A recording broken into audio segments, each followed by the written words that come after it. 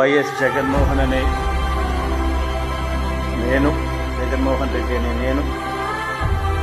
శాసనసభ సభ్యునిగా ఎన్నికైనందున శాసనం ద్వారా నిర్మితమైన భారత రాజ్యాంగం పట్ల నిజమైన విశ్వాసం, విధేయత చూపుతానని, భారతదేశ సార్వభౌమాధికారాన్ని, సమగ్రతను కాపాడుతానని, నేను స్వీకరించబోయే కర్తవ్యాన్ని శ్రద్ధాశక్తులతో